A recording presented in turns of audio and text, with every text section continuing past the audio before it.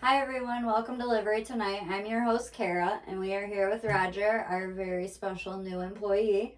Roger, why don't you start by telling us a little bit about yourself? How you doing, Kara? I'm 24, from Detroit, Michigan. I went to school at Livonia Churchill High School. Okay. It's in the suburbs of Detroit. Um, you know, kind of throughout my life, I've been in like a lot of different situations and seen a lot of different things, and traveled a lot and met thousands and thousands and thousands of people. And the crazy thing about people is, we're all so unique. Yeah. So I've had my share of difficulties and seen a lot of people experience some real difficult situations. And it inspired me to want to kind of become somebody who can advocate for not necessarily change, but just positivity in general. So about me is I try to keep like a good smile, a good vibe, and try to leave everybody who I come across feeling like better than they did before, we cross paths. Absolutely. So that's really important to me. I also like music.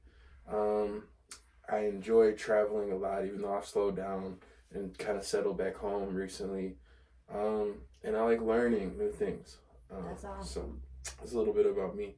All right. Now, you don't struggle with substance abuse, correct? No. Okay, so working here and knowing what we do, how we are the Recovery Resource Center, how has working here kind of changed your perspective on drug addiction and, people working towards, being in recovery and maintaining that healthy lifestyle? Well, I wouldn't say, my perspective on it has changed so much. Just because being travel, I've come across people, well, I don't know if we distinguish between drug users and drug abusers. Right. But I've seen people who use drugs in all walks of life. Right. Some of the most successful people I know, and some of the least successful people I know. So I understand that substance use is something that can affect anyone from any walk of life. That's right.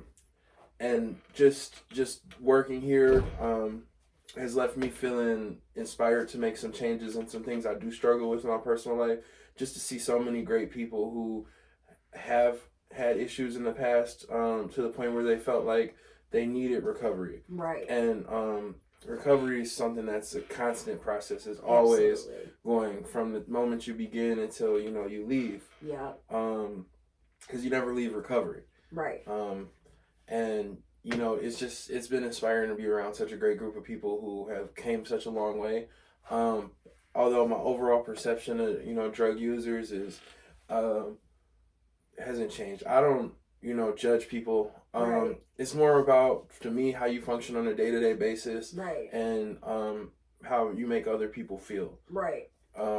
So just knowing what we do at Live Right, anybody who wants to make a change in their life, you know what I'm saying? Whatever I can do to help them or kind of point them in the right direction of somebody who might be better able to, resonate with their issues to help them, I'm totally down for it. Now, you work closely with our AOT program, like the mental health aspect of it. Now, how has, I don't know if you struggled yourself with mental health issues or like knew someone close to you that went through it. How has your perspective working with the AOT clients helped you to kind of get a better understanding of, how severe, dealing with a mental illness can be and where it could tie into, having a substance abuse problem? Because sometimes they really do go hand in hand. Hand in hand, yeah. I've seen that. I have a pretty extensive background with mental health. Just some family members who I've gotten to know, and then some family members who unfortunately I never really got to know, who were kind of victims of how things used to be when it came to mental health. Just hearing some stories about some uncles I've had, in Northville and things like that was just crazy to me.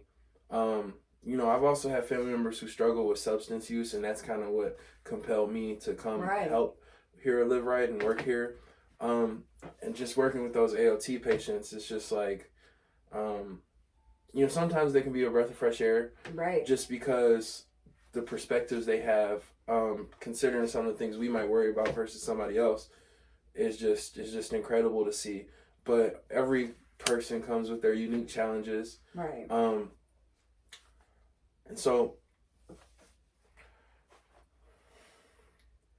I would say, although it was my first time working with mental health patients in this capacity, I would definitely say it's been rewarding so far and will continue to be.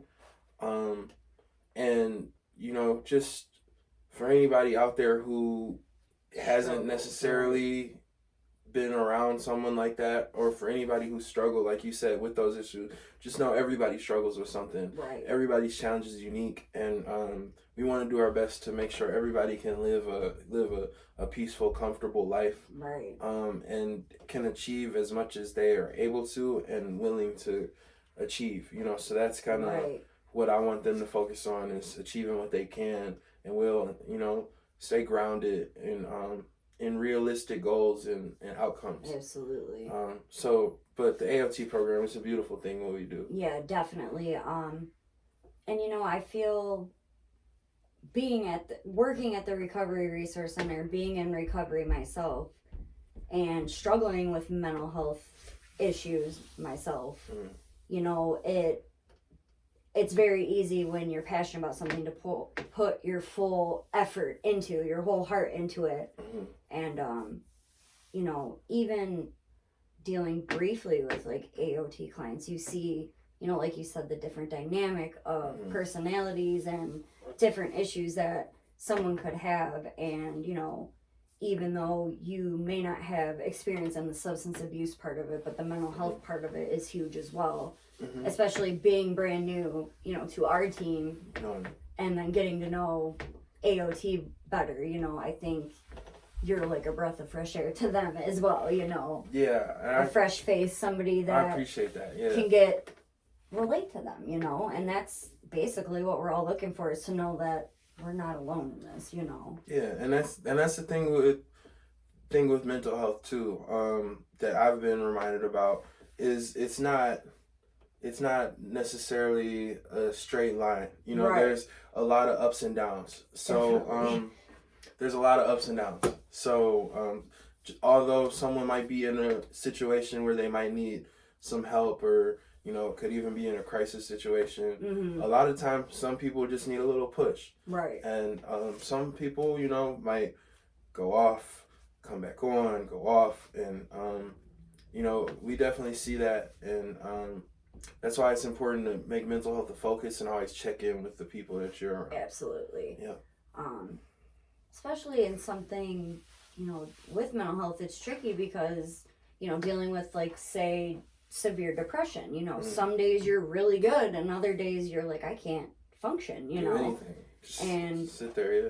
The fact that we're all here working towards the same goal to help someone, that's the real reward. And we're really glad to have you aboard. Yeah, and I think it's a beautiful community. I'm enjoying meeting, getting to know everyone, and just like you said, working here, I can tell it's a place that you're never gonna dread coming in. Right. And even if you were having some issues, it would never be a problem. Come in and express that, because you're gonna receive feedback and support. It's a very close knit group. Yeah. Because we all come from backgrounds where we might have had a day where we really needed somebody. So right, definitely. Yeah, it's huge. Well, I am trying to think of anything else we didn't cover. Any advice that you could give to somebody that is struggling and maybe having a hard time, admitting that they need help, or even realizing, like, hey, is this an issue, something that needs to be addressed, My advice to somebody is to never feel like you can't reach out or scared to reach out to the community for help. And if you don't feel comfortable, talking to somebody in your close group or your family or a friend because you might fear the judgment, that's totally understandable. Yes. And I would even say that sometimes, maybe it wouldn't be necessarily appropriate to go to that person for help. So I would say definitely use the resource that you can find online, hotlines, networks, and things like that, because they'll always direct you to a voice that's going to listen. But sometimes you'll find your best help, calmly asking random people, Right. or reaching out, or just checking yourself with the doctor, things like that. If you need to check in, I would always encourage that you do so.